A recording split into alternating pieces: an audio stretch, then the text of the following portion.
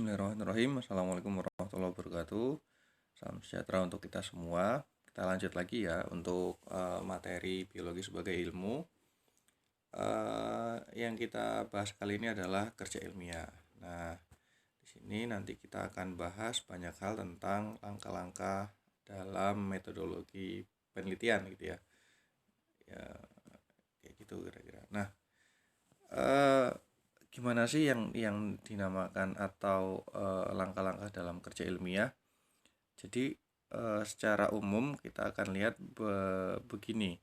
Ketika ada suatu fenomena ilmiah, misalkan gunung meletus, minimal ada pertanyaan, kepo misalkan.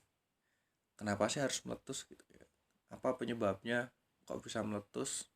Seberapa lama nanti dia meletus? Apa saja yang dikeluarkan misalkan?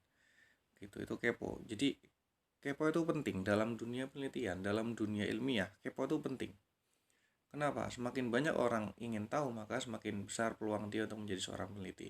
Semakin banyak dia akan tahu nantinya. Kalau diteruskan melakukan kerja ilmiah, gitu ya.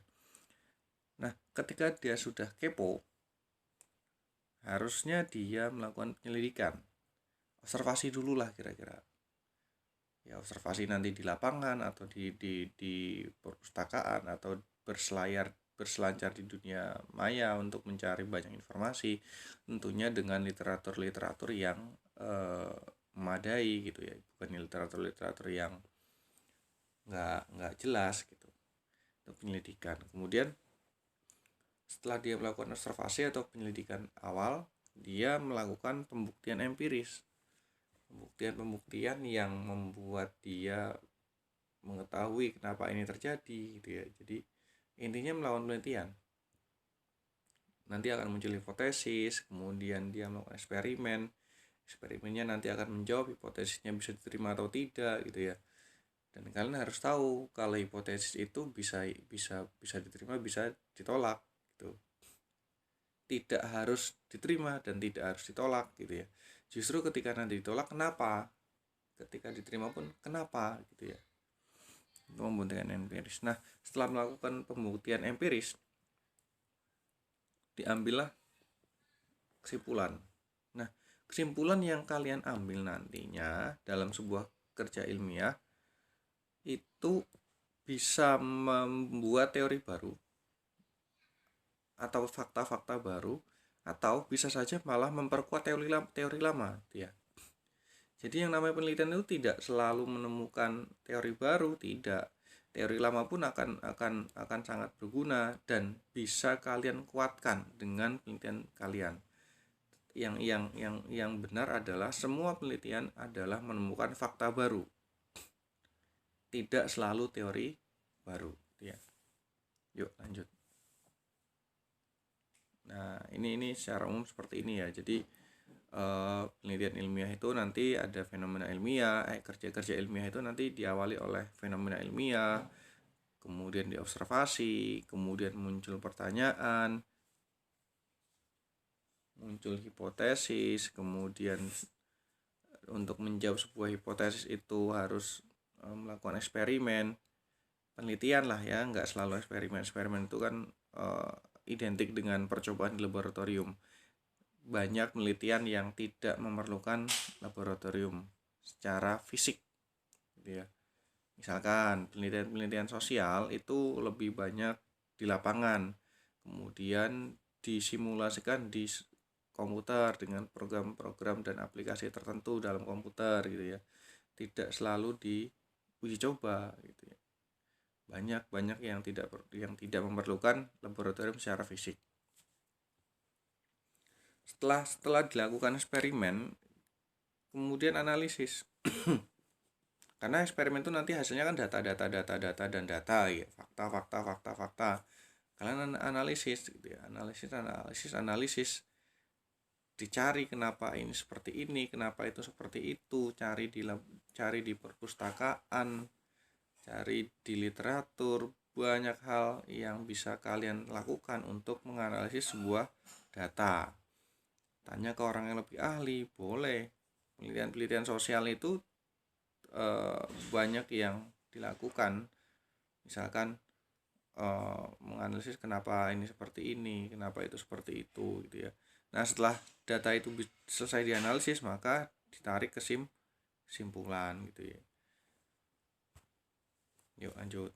Nah, ini kira-kira kayak gini. Langkah pertama itu muncul sebuah pertanyaan, kemudian muncul membuat sebuah hipotesis. Hipotesis itu kan jawaban sementara ya. Jadi jawaban sementara, bukan jawaban final gitu. Sebuah penelitian harus punya hipotesis, seharusnya punya hipotesis. Nanti tinggal bagaimana membuktikan hipotesis itu bisa diterima atau bisa ditolak, bisa benar bisa salah hipotesisnya, dan tidak apa-apa kalau nanti hipotesisnya salah gitu ya. Kemudian langkah ketiga ya tadi, melakukan penelitian, pengambilan data. Pengambilan data itu penting karena nanti untuk membuktikan hipotesismu itu bisa di lapangan, bisa di laboratorium, bisa dengan metode survei, dengan metode eksplorasi, penelitian kuantitatif, kualitatif, banyak. Jadi tipe penelitian itu nanti banyak, mungkin akan banyak dibahas di kalau SMA itu mungkin KIR ya, kelompok ilmiah remaja, itu nanti akan banyak bersinggungan atau banyak berhadapan dengan penelitian. Langkah keempat ya analisis. Kamu harus bisa menganalisis mulai dari sekarang gitu ya. Bahkan untuk kelas 10 pun sudah ada praktikum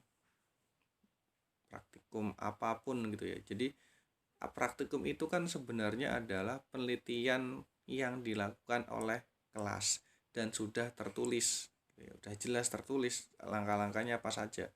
Jadi praktikum itu jangan dianggap sebuah main-main, bukan kegiatan yang main-main. Praktikum itu adalah penelitianmu, penelitian kecil gitu ya. Jadi harus serius, harus benar-benar diperhatikan.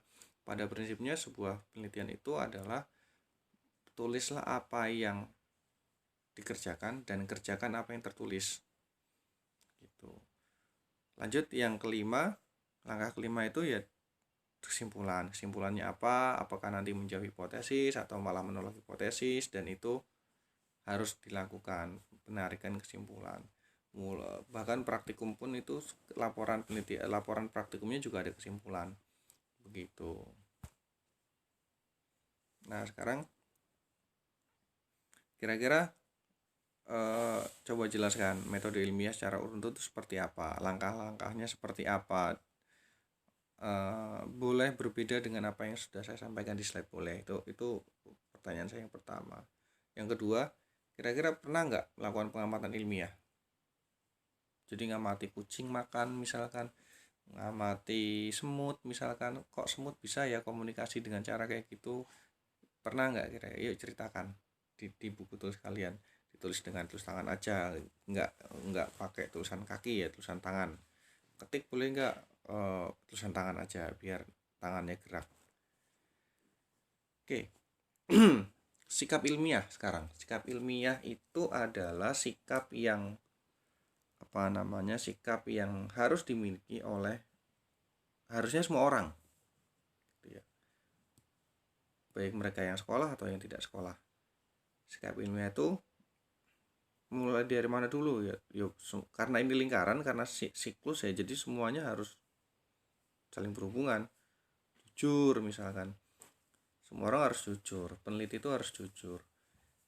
Orang yang melakukan penelitian itu boleh salah, data yang dihasilkan bisa salah, metode yang dipakai boleh salah, tetapi seorang peneliti tidak boleh bohong terhadap apa yang sudah dilakukan. Data-datanya harus jujur, nggak boleh data-datanya dimanipulasi gitu ya, nggak boleh. Penelitian itu bisa salah, boleh salah, tapi nggak boleh bohong. Itu yang pertama. Objektif, apa adanya ya, datanya A ya bilang A, nggak boleh datanya A bilang C misalkan, nggak boleh. Itu objektif. Nggak boleh juga berdasarkan pesanan misalkan, oh peneliti ini harus menghasilkan data seperti ini karena nanti dapat sponsor sekian ratus juta misalkan, untuk mengatakan bahwa A salah B benar misalkan. Ya kalau memang faktanya A salah B benar ya nggak masalah gitu kan. Tapi yang jadi masalah adalah ketika A benar B salah, dikasih sponsor 100 juta misalkan dia katakan A harus salah B benar. Itu yang nggak objektif dan itu dilarang. Penasaran. Nah, semua peneliti itu orangnya penasaran. Profesor tuh orang yang paling penasaran semuanya gitu ya. Kenapa sih begini, kenapa sih begitu?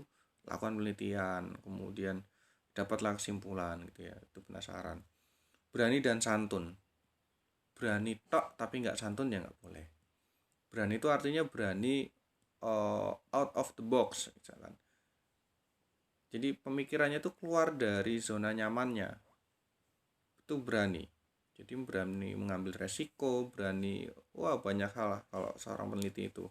Bahkan seorang siswa juga harus berani tanya kalau misalkan nggak paham, berani berdebat misalkan dengan temannya, tapi debat-debat yang artinya debat-debat yang beneran. Debat itu kalau kamu punya fakta baru didukung dengan bukti, misalkan literaturnya di mana, mengatakan apa, berani debat, boleh seperti itu, bukan debat kusir. Pokoknya katanya itu nggak boleh. Berani itu artinya berani menyampaikan informasi, berani melakukan sesuatu yang benar, dan tetap harus santun. Peduli, ya peduli. Seorang peneliti semuanya harus peduli. Kalau nggak peduli bukan peneliti. Gitu. Teliti. Namanya juga peneliti dari kata dasar teliti. Jadi seorang peneliti itu ya harus teliti dengan fakta-fakta yang apa yang dia dapatkan, dia harus teliti, jeli melihat sebuah fenomena gitu. Itu tekun, ada lagi tekun itu ya tekun, dia harus benar-benar bisa melihat itu sebagai sebuah fenomena. Dia rajin mencari literatur, kemudian dia harus bisa menganalisis, itu harus tekun gitu. Yuk, itu sikap ilmiah. Kita lanjut lagi nanti ciri makhluk hidup ya. Kita cukupkan sampai sini dulu untuk yang kerja ilmiah.